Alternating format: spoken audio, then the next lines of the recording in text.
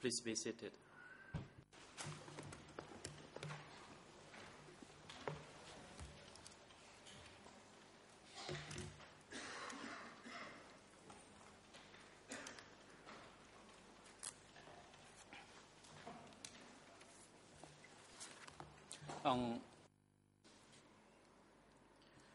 The court is now in session.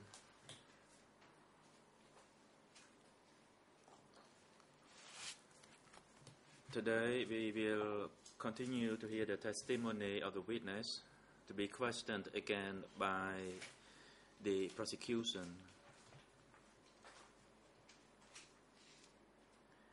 Before I hand the floor, Mr. Evidentiary, could you report the attendance of the parties and individuals to the proceeding?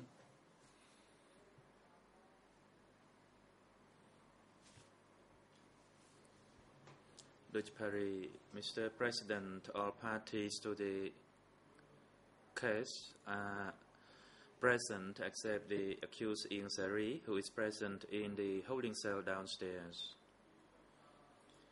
The accused Ieng Sary, through his counsel, requests to waive his direct presence in the courtroom for the whole day proceeding. The letter of waiver by the accused has been submitted to the greffier. Mr. Arthur Wackant, the international counsel for Khieu Samphan, will be present in the courtroom at around 9 a.m. this morning.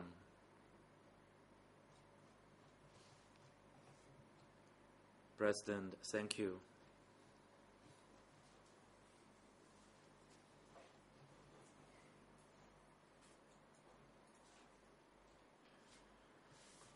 Before we continue the proceeding, the Chamber would like to notify all parties that for this week's proceeding, commencing from today, that is the 3rd September 2012, and the following days, Judge Cartwright will not be available, and after we consult with all the sitting judges of the Chamber, we decided to appoint Judge Fens to replace Judge Cartwright until the day of her return.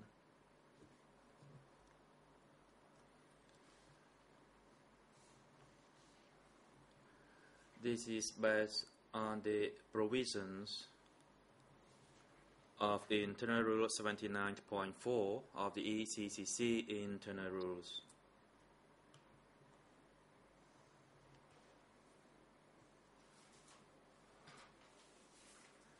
We now decide on the request by the accused Ieng Sary. The Chamber has received the request by Ieng Sary through his counsel dated 3rd September 2012 to waive his direct presence in the courtroom and instead to follow it through the audio-visual means for the whole day proceeding.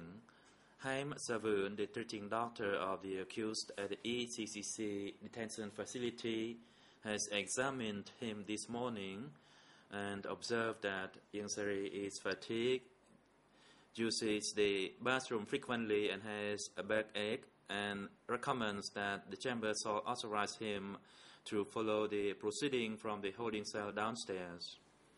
And as Mr. Ieng Sary himself requests to waive his direct presence in the courtroom due to his health, and as observed by the doctor, and that he is physically and mentally fit to follow it through a holding cell downstairs through audio and visual means, and that he can liaise with his counsel directly, the Chamber grants the request of the accused Ieng Sary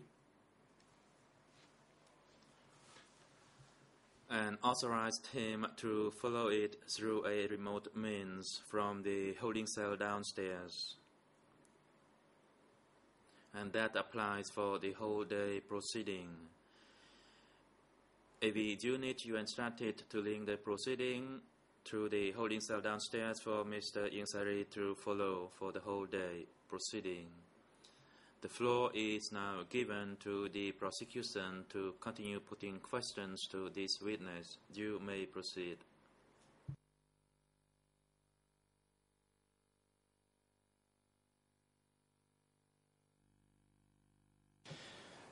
Thank you, Mr. President. Good morning, Your Honours. Good morning, Council, and good morning and welcome back, Mr. Non Serpang.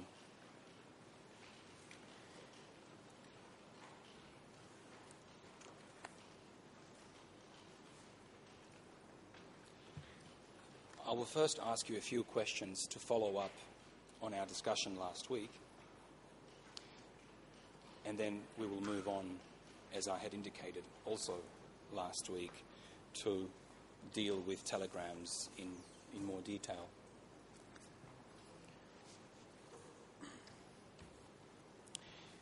When we were discussing the events of the 17th of April 1975, you described how, following victory on that day, a message reached you, and you then prepared written documents based on that message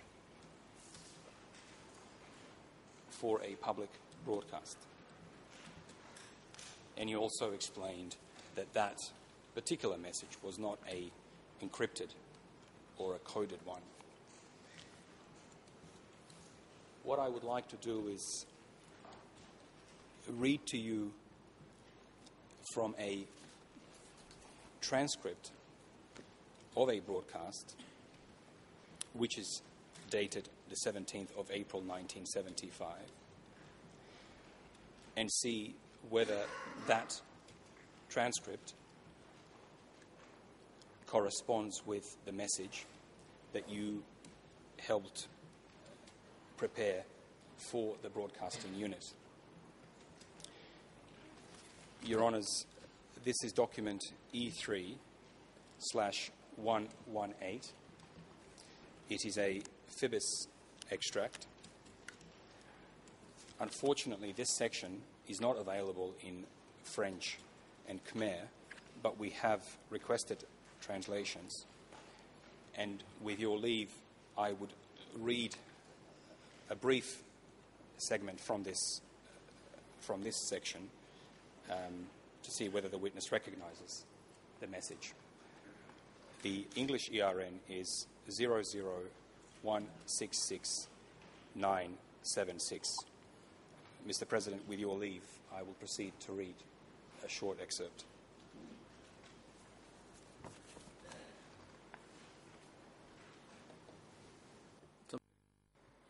President Michael Canavas, you may proceed. Thank you, Mr. President. Good morning, Mr. President. Good morning, Your Honors, and good morning to everyone in and around the courtroom. This is a report. This is not the actual message that was transmitted. Initially, from what I heard, was that he was going to be read back what was actually put on what was transmitted on the radio. Now it appears it's another organization, a foreign organization, who purportedly picked it up. We don't know whether this is a verbatim, and now it's being read back in English. We would oppose to this. Thank you.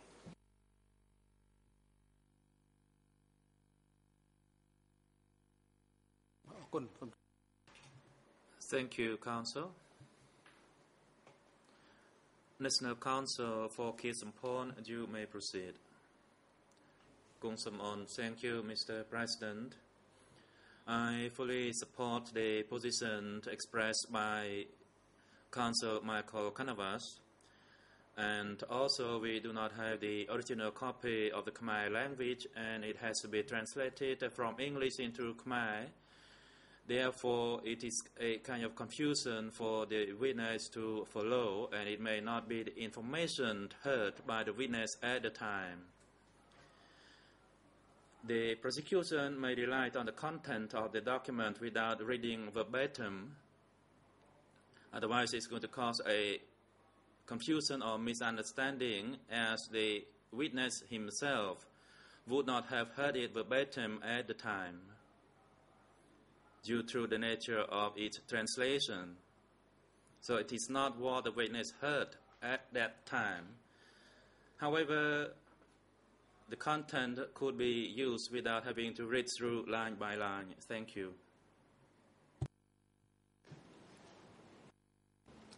Mr. President, if I may respond briefly, I would submit that my friend's objections are entirely unfounded. We heard last week testimony by this witness describing a message broadcast on the 17th of April 1975 announcing the victory in Phnom Penh. He confirmed that message was broadcast by the broadcasting unit. Of course, the witness hasn't seen the document before, but in our submission, there is a sufficient and direct nexus between the witness's testimony so far, in other words, his direct knowledge, and the contents of this document. The document is on the case file. It has been admitted. I would recall that Your Honours gave leave only last week for my learned friend's counsel for Mr. Khieu Samphan to read to civil party MUN the contents of an official Democratic Kampuchea document. MUN had never seen that document before. In this case, the nexus is quite strong. As I said, the witness has described the message. Now, coming back to my friend's comment about confusing the witness or whether or not the witness will recognise the contents, whether or not the contents are an accurate transcript, that indeed is the purpose of asking the witness the question. It is one of the ways of verifying the accuracy of these documents, and I would recall that Professor Chandler, who has decades of experience in the study of democratic Kampuchea, has confirmed these broadcasts to be highly reliable. So I would submit that the objection is completely unfounded.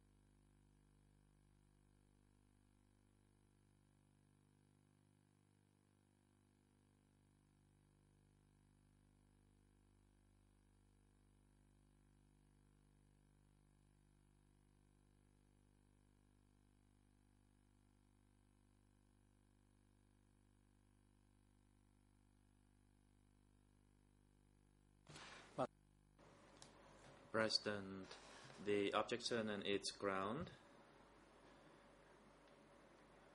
is not sustained. Therefore, the prosecution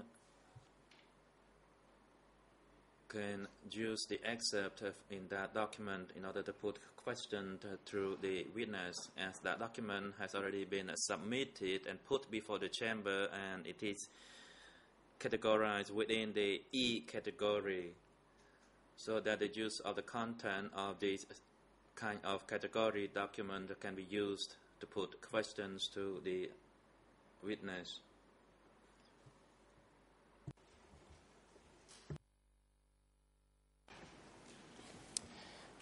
Mr. Norsapang, I will read briefly from this transcript. It is dated the 17th. លោកប្រធាន Mr. President, says Kong Sam-on. សូមអញ្ជើញ President, yes, you may proceed. Kong Sam-on. Thank you, Mr. President. I do not object to the ruling. However, the document that is to be used by the prosecution is not put in the interface of the court for the proceeding. So I am not sure whether the prosecution still relies on using this document. Your Honours, we're acting consistent with your instructions, which are to upload a limited number of documents which the parties are certain to use. This document arises out of the witness's testimony last week.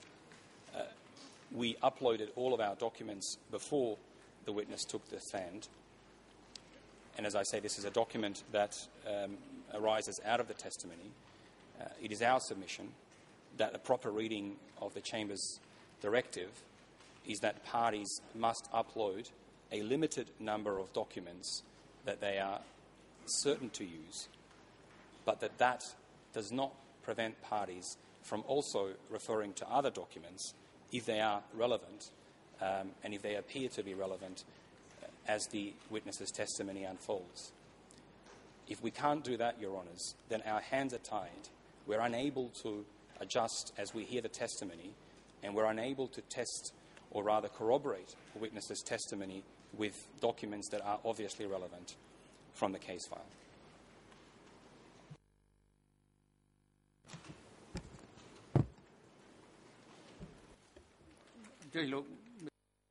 President, International Council for Nuon Chea, you may proceed. Good morning, Mr. President. Thank you. Good morning, everyone. That's fine with us. We agree with flexibility, but can we have it on record from the Chamber that all parties then will be able to use any relevant document with an E3 number, irrespective of whether or not it's on the interface? I mean, it seems to me that the rules are constantly changing in this courtroom. If you're going to sustain or, overrule that objection, then we need to have it on record that all of us on this side of the stage are allowed to use any relevant E3 document, irrespective of whether it's on the interface.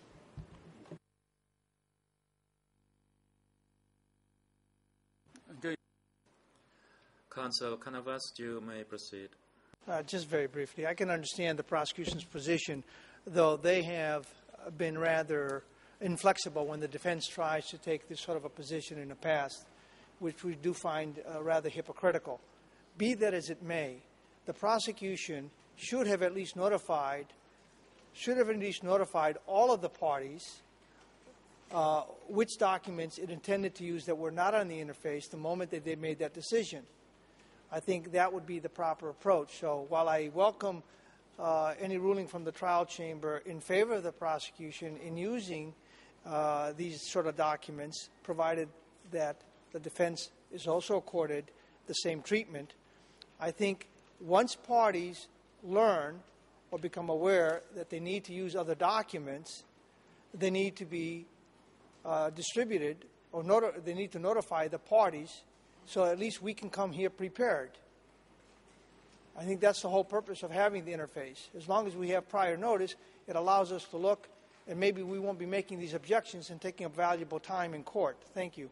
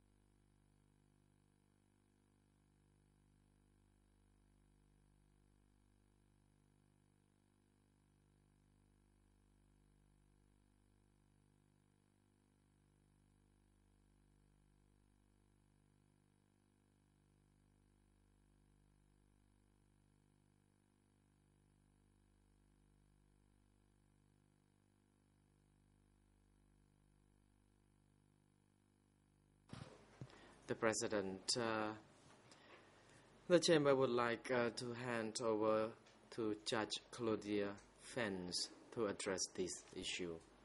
Judge Fens, you may now proceed. Yeah, thank you, President.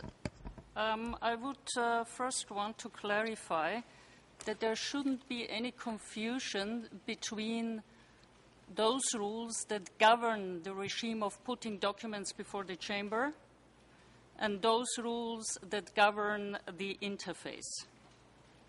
Having said that, this problem is an interface problem because the document has been put before the Chamber. The interface, or the idea behind the interface, is to provide notice to all the parties, early notice. Obviously, depending on the development of proceedings, some flexibility is necessary in the application of these rules. Having said that, in this very case, where the witness will be available tomorrow and no notification has been provided so far, the Chamber rules that the prosecution should use these documents and ask the questions that are necessary tomorrow, because then parties have been put on notice today and can prepare.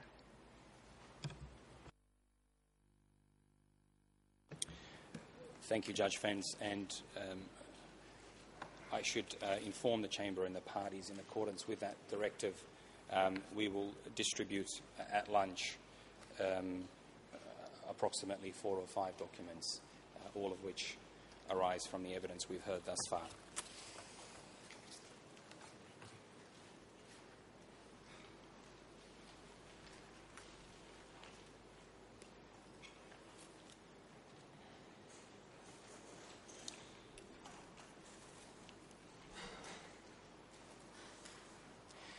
Mr. Nonsapang, returning to your testimony,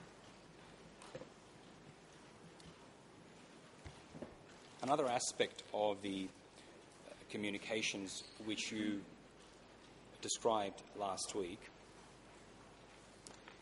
is the use of the Morse code. That's M-O-R-S-E code. I want to just confirm briefly my understanding of how this code is used. Or perhaps I should ask you the question and allow you to explain it to us. How was it that Morse code was used in transmitting messages between the centre and the zones?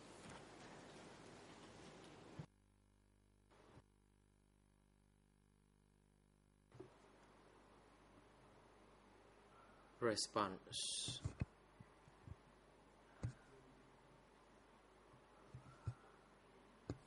The transmission of the messages from the center to the zones had to majorly go through other means rather than the Morse code itself. There were mainly just codes. However, with regard to the basis, if they had some open sources of information, then they would use the Morse means of transmitting the messages concerning the victories, for example. Thank you. Looking at those transmissions that were done other than by use of the Morse code, you explained to us last week that a written text would be coded into a series of numbers, and that would then be transmitted. For those of us who are not experts in this field, could you explain how it was that K18 would transmit those numbers to the zones? What means did they use?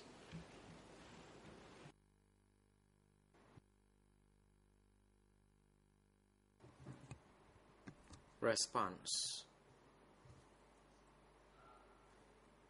With regard to the telegrams that had to be sent, indeed I refer to the coded telegrams. They would be transmitted to a K-18 that transmitted to each target location. The location of the target recipient stated on each of the telegrams. For example, we would like K-18 to transmit the messages to the East Zone. Then on the message there would be a 75 as the code for a recipient for the East Zone. K-18, upon noting the recipient code, would be managing to ensure that the messages would then be transmitted to the location accordingly. And they had to communicate with that area so that they could be on the on air or radio communication so that the message could be transmitted. And just honing in specifically on how the transmission occurred, was it by the use of a telegraph machine that would transmit tones, which would then be interpreted on the other side as letters or numbers, or was it some other type of transmission?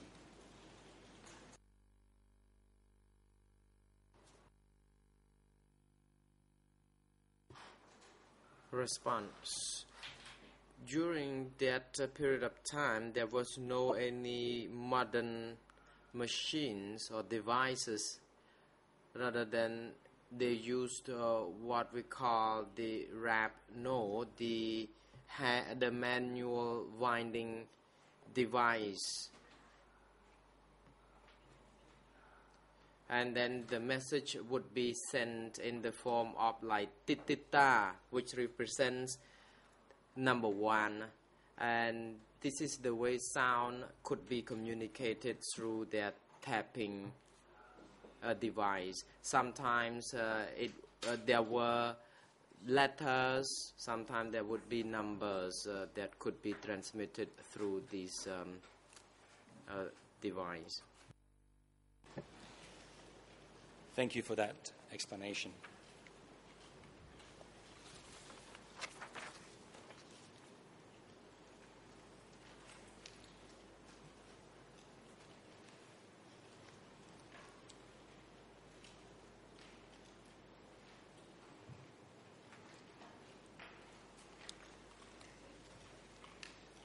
Are you aware whether there was in place any system to confirm or verify that a message has been received? For example, if a message is transmitted, as you just described, from K-18, was there a way in which the zone could confirm back to K-18 that it received the message?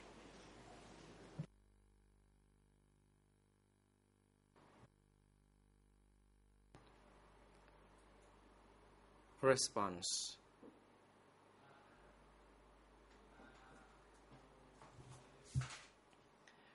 Concerning the telegrams communication, they had their own frequency and for communicating. And K-18 also obtained this document when the zone had the same document that they could communicate, because they even sent some kind of secret signal to ensure that the other end of the communication line would be the right person. If, for example, we send the code AFB, then the partner would confirm with some kind of signal.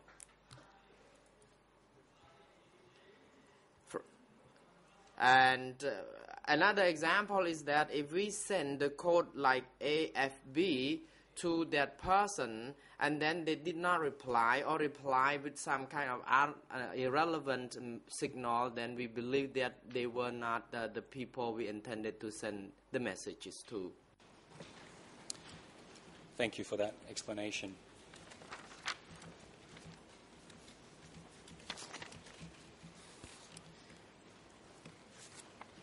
You worked in one of the offices associated with these communications. Could you describe for us the level of discipline that was involved in performing your work?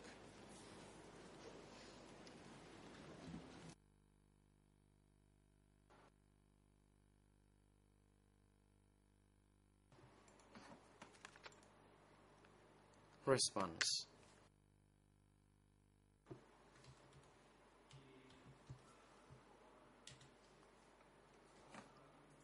In our group, in particular, the telegrams decoding unit, people were of good discipline and everyone was very committed in performing their tasks meticulously. So I can say that everyone was really well disciplined and we had to perform our tasks in accordance with the principle laid down by Angkar. Thank you.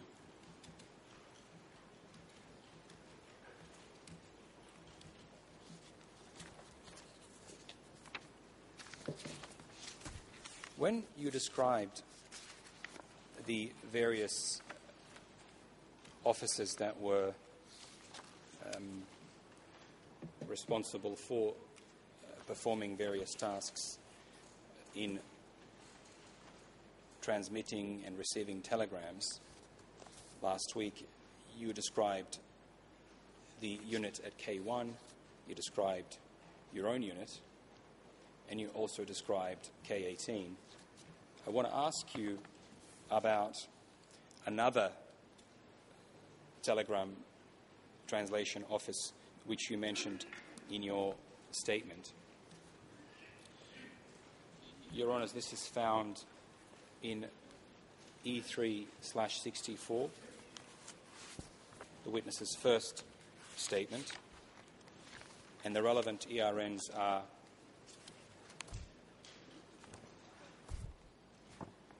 in Khmer 00328035, French 004111703, and English 0033405. I'm going to read this passage to you and see if you can give us more information, Mr. Sapang. Question.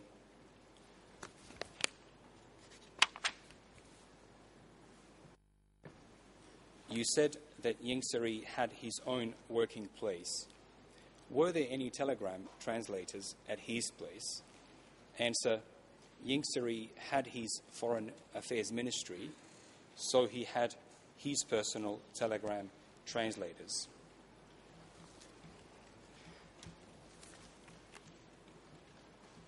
What else can you tell us about this telegram translation unit? Do you know where it was based and how many people worked there?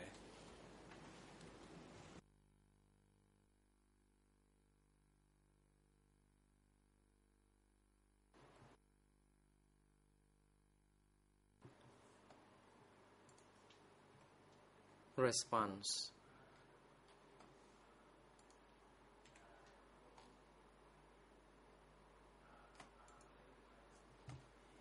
With regard to the telegrams communication at Mr. Ieng Seri, I am afraid I do not recall or whether there was any such telegrams decoding unit at that office.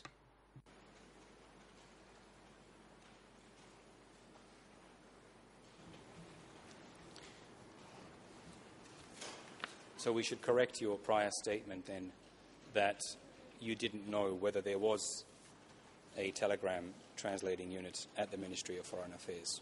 Would that be correct?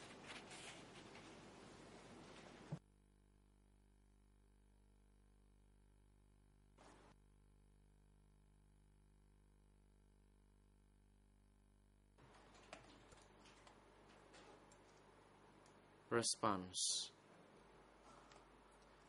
I'm not sure on this. That's why I am not testifying on something that I'm not clear.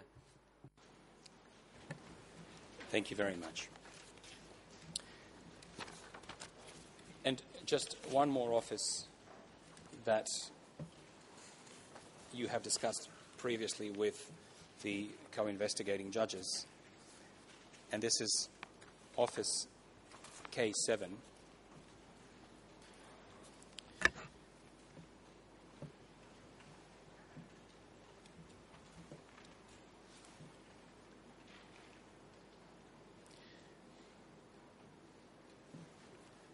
Could you describe for the court what Office K7 did?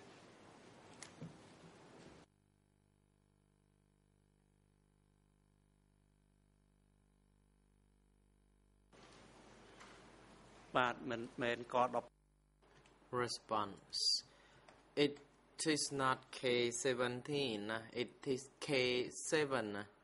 It was the place where there were messengers to receive mails and visitors from other parts of the provinces.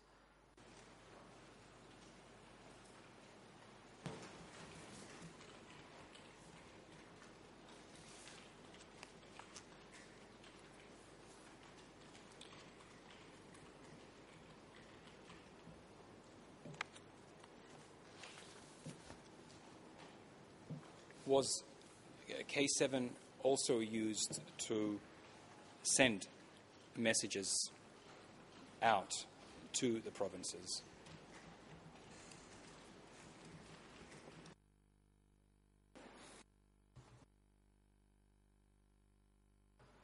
Response.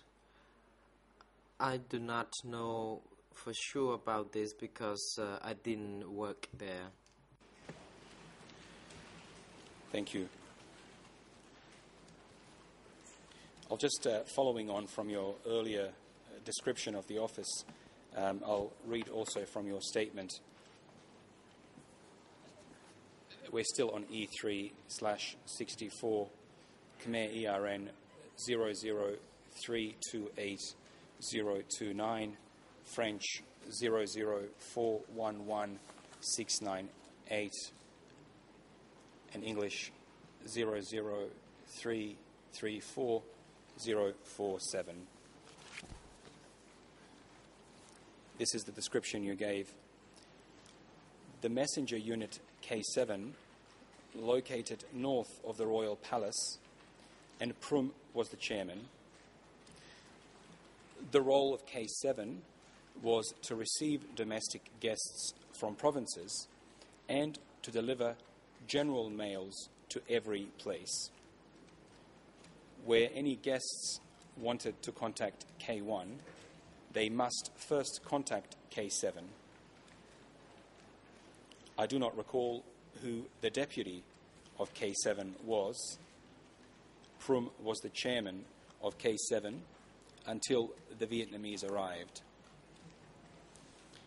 And then in the next paragraph, question, how was the relation between K7 and K1? Their relation was that if anyone wanted to meet with K1, he or she must arrange it through K7, and the procedure was the same for sending in or out letters.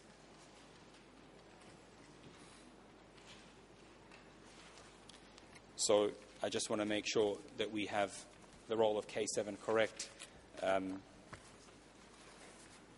I summarising your statements correctly if I say that all male and personnel who were to come into K1 needed to first go through K7, which was run by PRUM?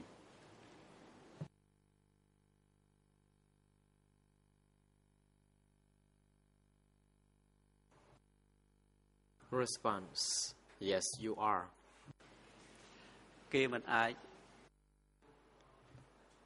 They would not be allowed to access K1 directly.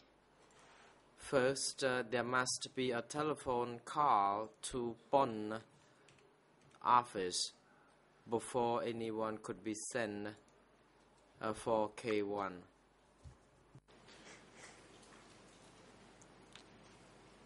Thank you.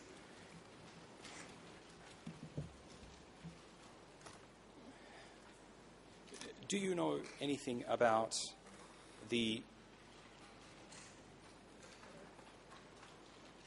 distinction between the types of messages that would be delivered by telegram, that is through K18 and then the decoding offices, and those messages or letters which came through K7? Do you know why at times one may have used telegraphic communication and at other times letters were sent through K7?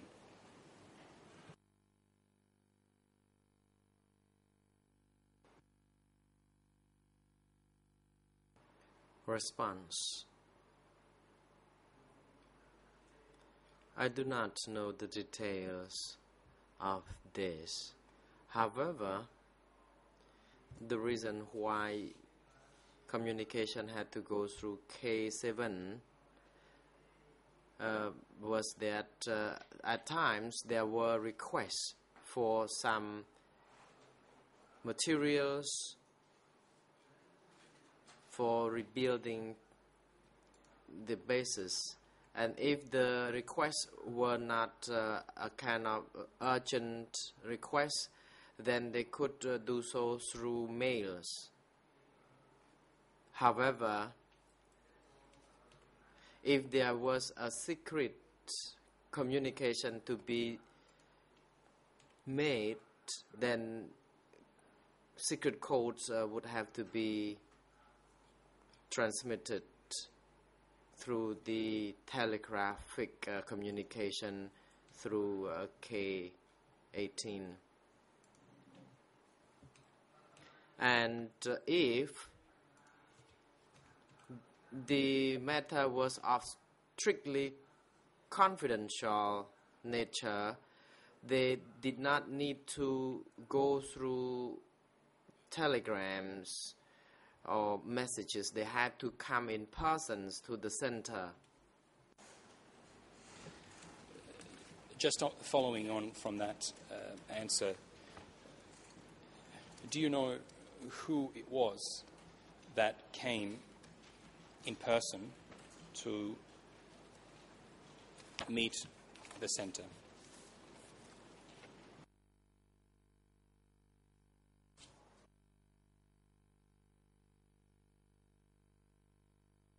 Response: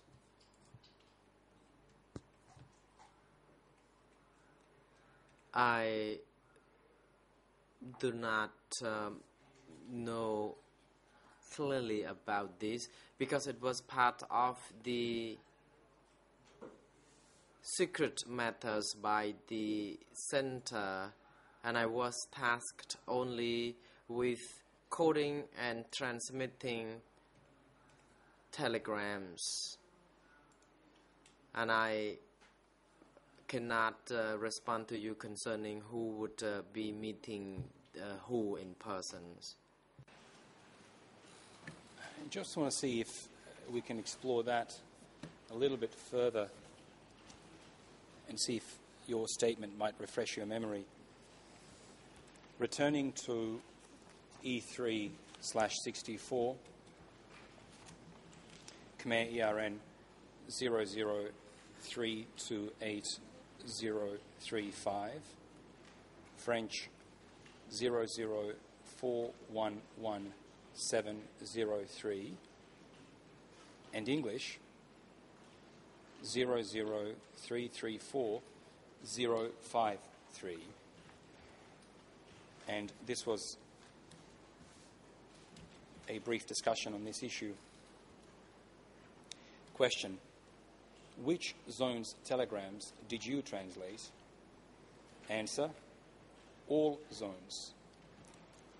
They included the substances on building dams and canals, requesting materials, internal situation, and any events that took place at the bases.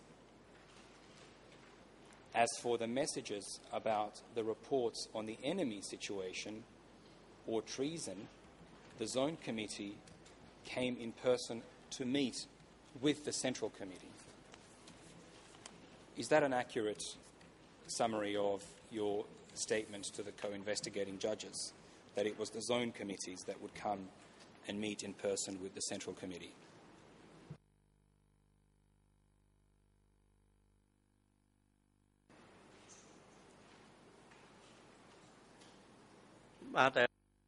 Response: I stand by that statement because most of the time for the internal affairs that were transmitted through telegram were through a minimal, and that I mostly did not know about it.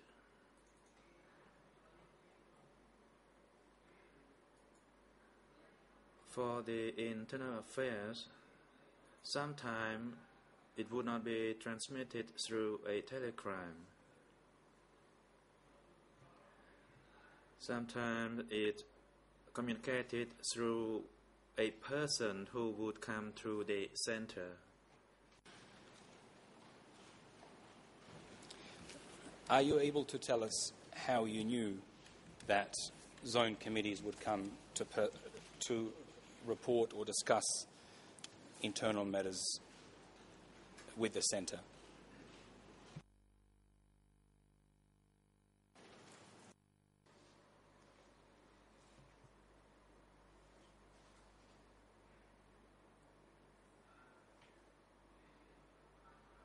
They use various means for the communication with the center.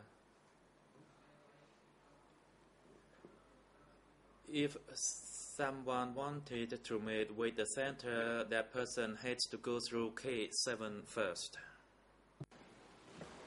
My question is just how it was that you knew this. Is it something you saw or experienced, or something you discussed with other people?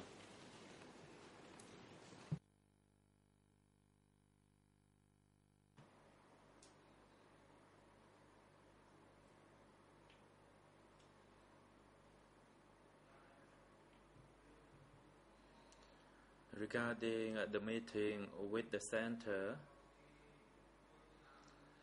sometimes it was made through the secret telegram. For example, a request to meet with this brother or that brother at a particular location. Sometimes a telegram was sent in advance to transmit such a request. And based on that, I concluded that for internal matters, they would not do it through a secret telegram. It would rather meet in person through a request, through a short transmission by an advanced telegram, and that's how I learned about it. Thank you very much for answering that question.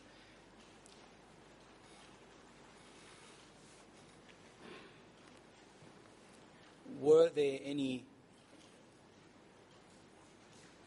invitations that came from the party centre for zone committees to come and attend the meetings, based on the telegrams that you saw, of course?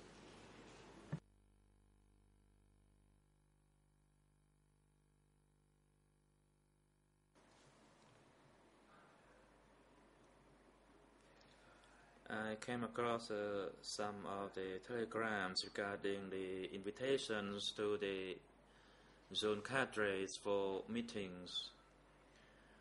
They were in short messages through the telegram. For instance, a national meeting at Boragila, the message was sent to various zones and sectors through short telegrams.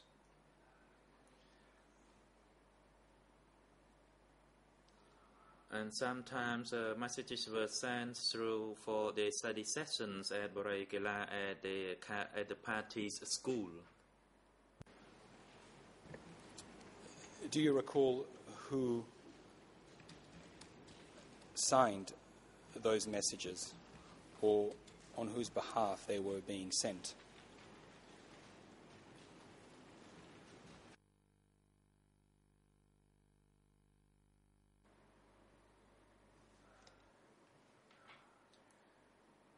I can recall that the person who had the authority that a message has to be transmitted to this particular individual or this comrade, it was Mr. Pon.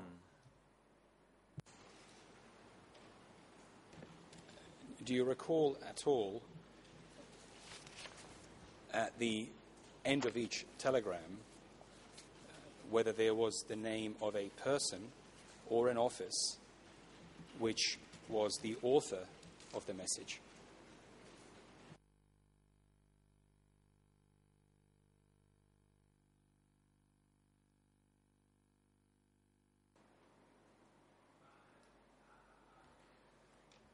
In general, its message has its heading and the ending.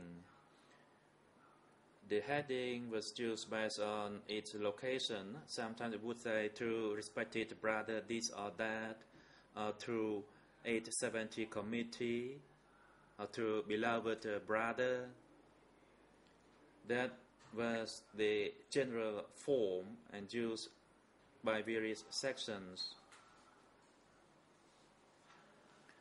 And as for the ending, there would be the date, that is the day and the year, and the signature of the transmitter or the sender. I cannot recall them all because it has been so many years ago, so I could not recall who actually signed those messages. But in general, that would be a message would contain a heading and an ending part.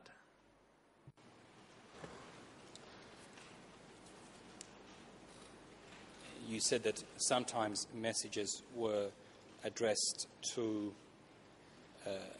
870 committee.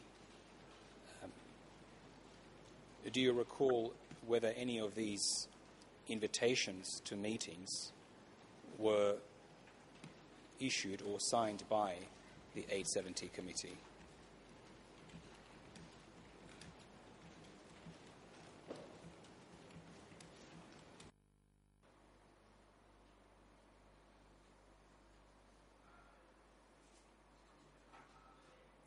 I can remember the coding used for 870. So usually for the 870 committee, they would use that number, that is the secret code, which is 870, and that refers to the center. Thank you. I'd like to now move on to discuss a number of documents with you, Mr. Serpang. And I did promise last week that we will not discuss coding in great detail, so I'm going to keep that promise. But as a way of assisting everyone in understanding the basic operation of coding and decoding, I'd like to show you a document which was attached to your first statement.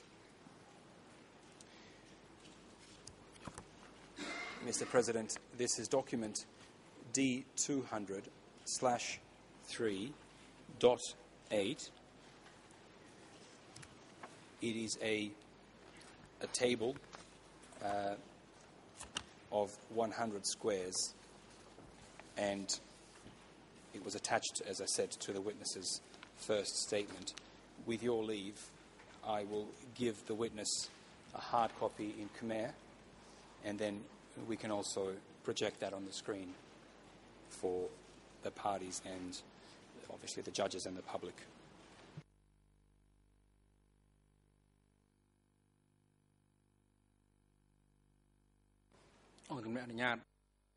President, yes, you may proceed.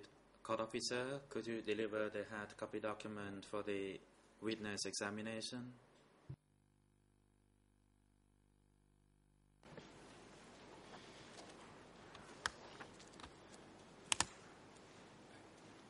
Mr. Sapang,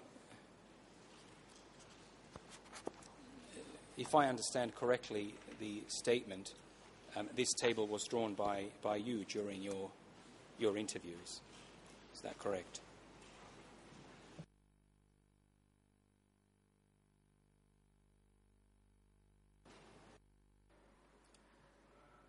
Yes, I personally made this table.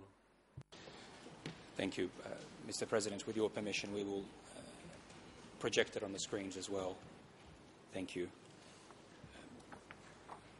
Mr. Sapang, would you be able to give us a very basic description of how this table is used to code a word, for example, into a different sequence of characters?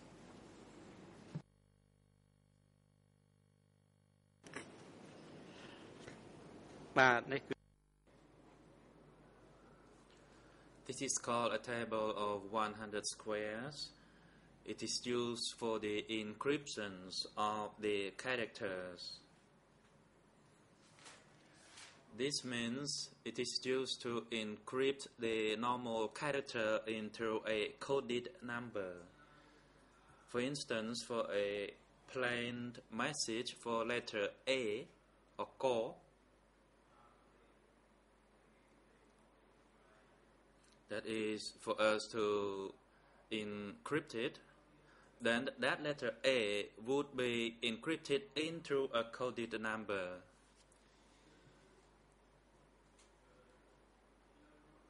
If you look at the letter A on the table of 100 squares, that is, it's next to number 0.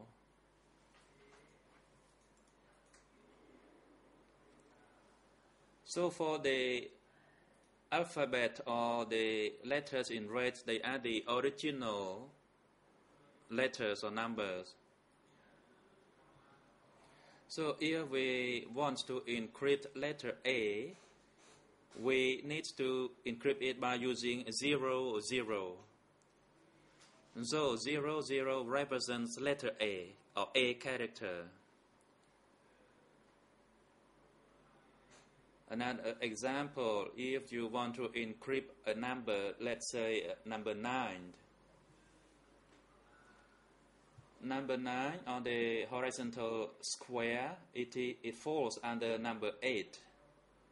And on the vertical line, it's number 1.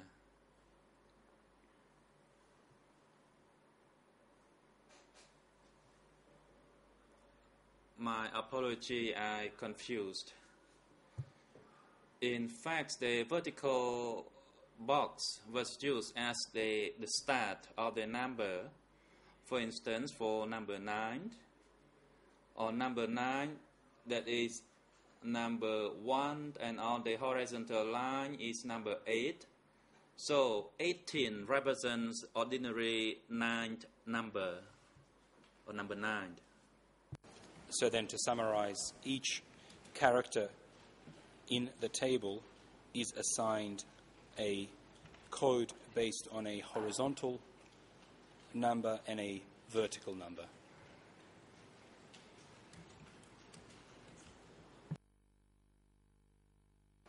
បាទគេ Yes, that's how the reading was done. The vertical is the main one, and the horizontal is the one which will be annexed to the vertical one. So the reading starts first with the vertical line. Thank you.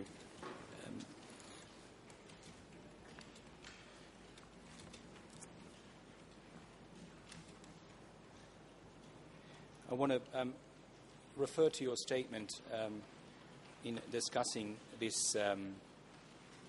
this table, and you indicated, Your Honours, this is still E3/64, Khmer 00328-046, French 004111713, and English 00334-062, and you indicated I had to call the parties at the other end of the line to a meeting and explain to them about the technical matters, and then gave them a copy of this table. If I can ask you first, when was the first time that you called the people working at the other end for a meeting so that you could explain to them this table?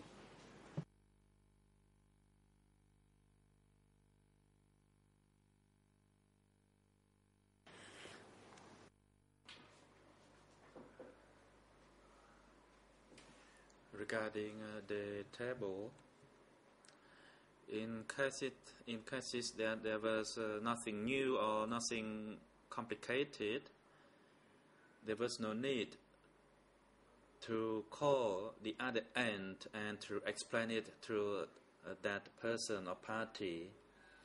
However, in other cases, that is in regards to the other end, if the people there were new and did not have experience in using the table,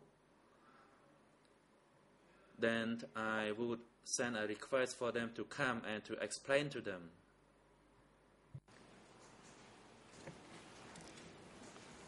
If I can just insist on that question, do you recall the first time that you called people in for a presentation?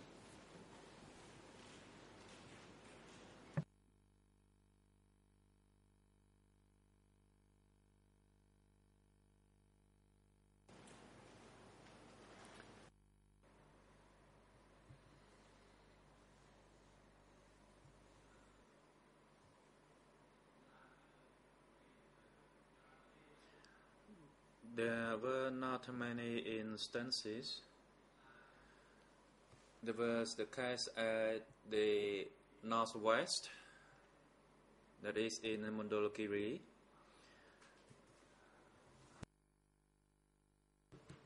Rather northeast, that is in Mondulkiri, as they were not experienced in using the table. So I invited them in and explained to them about how to use the table and how to encrypt an ordinary message into an encrypted message. As for other zones, they have their own human resources and experience. Since during the war time, so I rarely called them in for presentation regarding the table. If I can ask you about the people from Mondulkiri, do you recall by any chance who those people were and where they were working?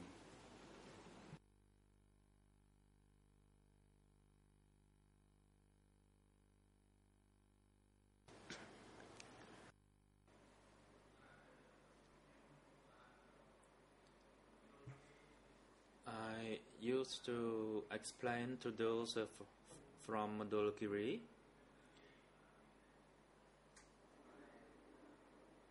Actually, a female youth was sent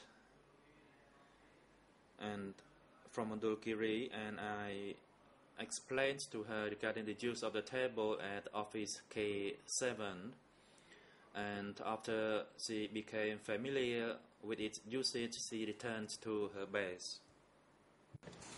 Thank you.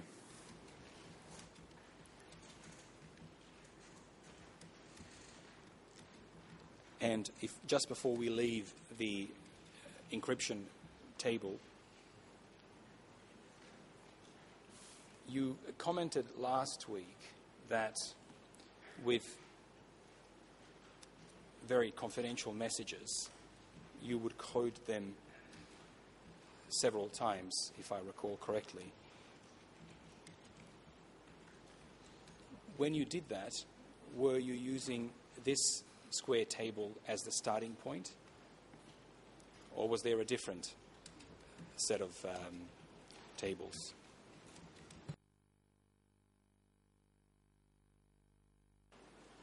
But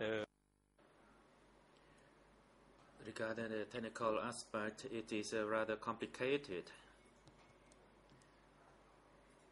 It cannot be summed up in a short period of time, and it requires quite a long time for you to understand.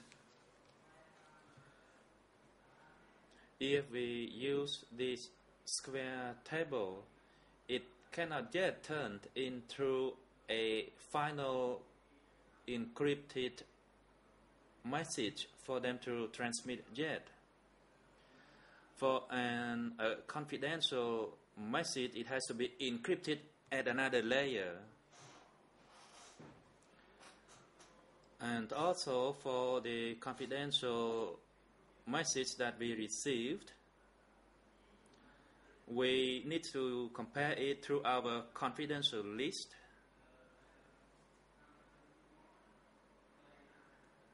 And then we have to look through which part is confidential, and that will be decrypted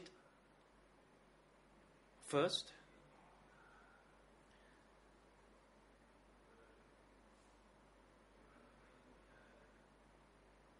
For example, for a name of a person or a name of a location, we need first to use that confidential list. For example, for the location of K7, there is a confidential list for K7, and within the K7 we have some coded numbers that can be used just to identify K7. So first we encrypt the ordinary message into a coded message relying on their confidential list. And once we can complete that part for the main text, then we would use that text to be encrypted again based on this square table. And once all has been encrypted into numbers, it would not be sent immediately to K18. It would be encrypted at another layer with another number, encoded number. So to sum up, there are 3 layers for the process of encryption in order to make that message become final and that can be sent for transmission. So 3 layers of encryptions.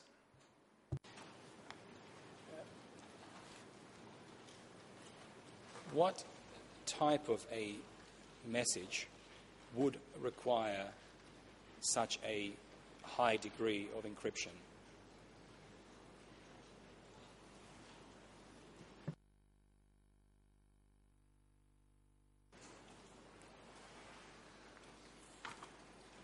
but The very confidential message was that in relation to the journeys made by the cadres, that kind of trips or journeys would fall into this category. And secondly, it was the internal affairs. That is in regard to what happened at various bases. That kind of situation would fall under this category as well.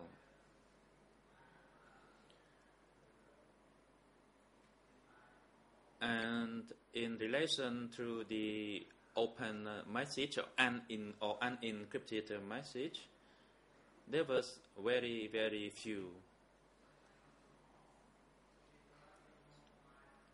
If it is indeed used, it would be used in plain Morse code in the Khmer character. Thank you.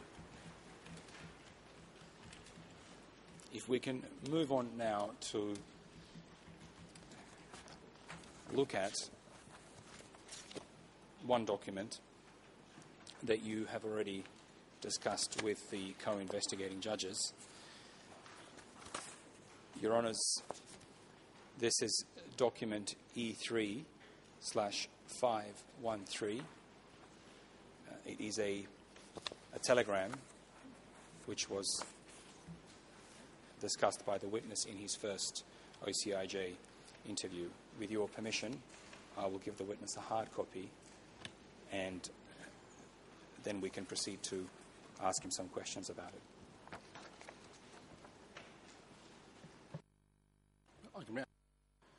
Yes, you may proceed, court officer. Could you deliver the hard copy document for the witness?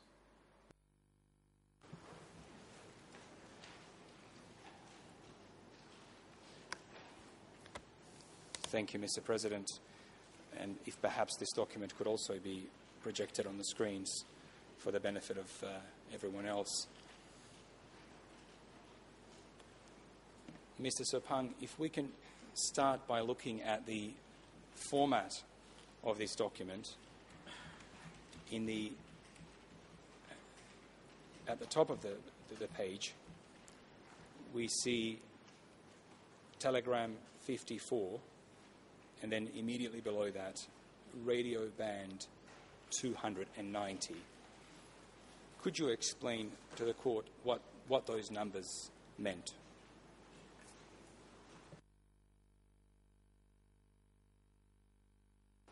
But response. As you said, the telegram number is number 54 and 290 represents the CK, or you can say that telegram consists of 290 CKs, because for each CK there would be 5 characters. So you can say that this telegram consists of 290 CKs. And it is easier for the decoder to understand this. So once again, the CK is the number of the character. Thank you.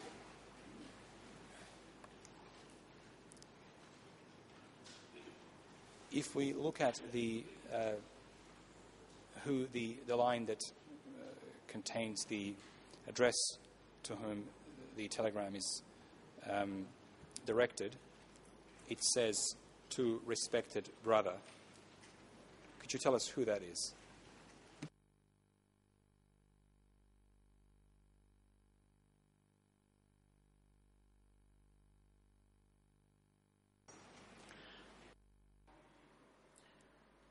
To respected brother, the word respected brother here is Pol Pot. The word brother here used to refer to the party secretary, that is brother number 1.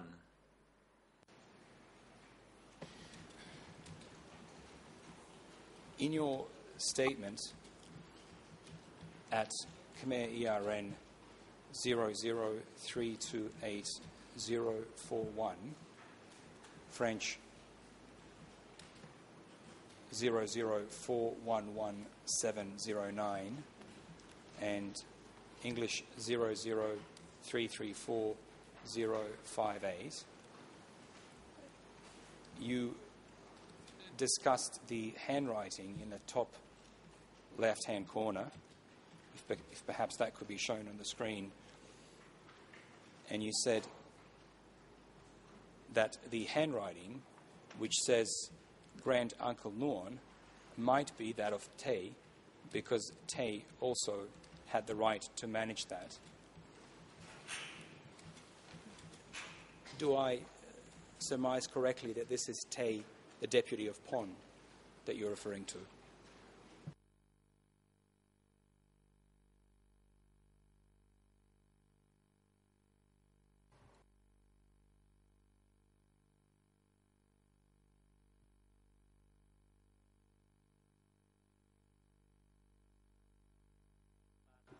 Response: yes, you do. This is the statement I made.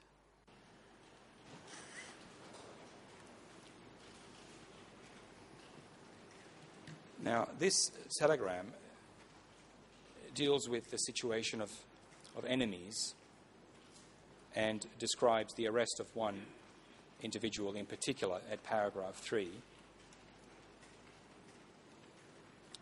And I'll just quote that, the beginning of that paragraph. The issue of the situation inside the party, Comrade Sot, chairman of the repair factory, has committed immoral acts with a woman. Now the arrests have been made. Both the man and the woman have been arrested. This comrade was previously implicated in the confession of the traitor Ah Chuan.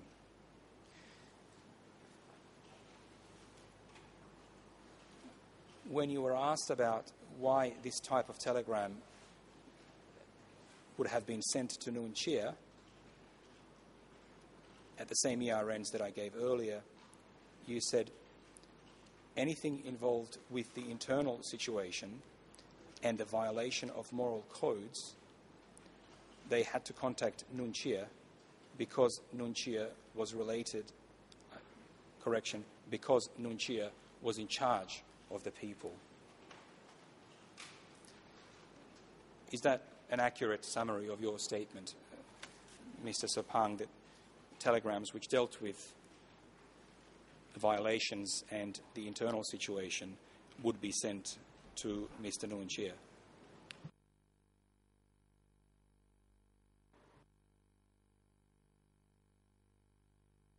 Response: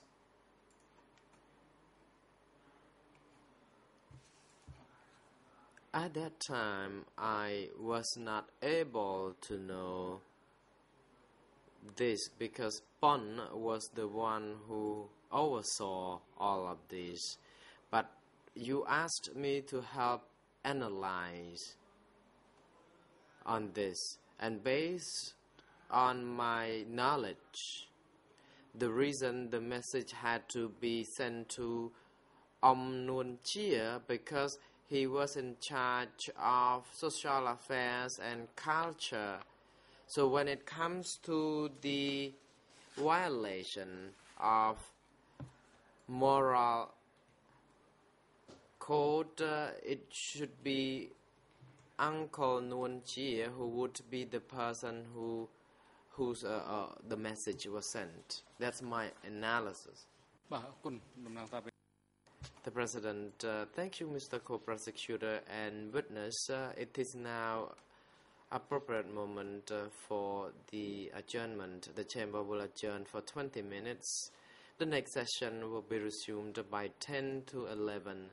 Court officer is now instructed to assist the witness during the adjournment and have him return to the courtroom when we resume. សូមអញ្ជើញក្រោកឈរ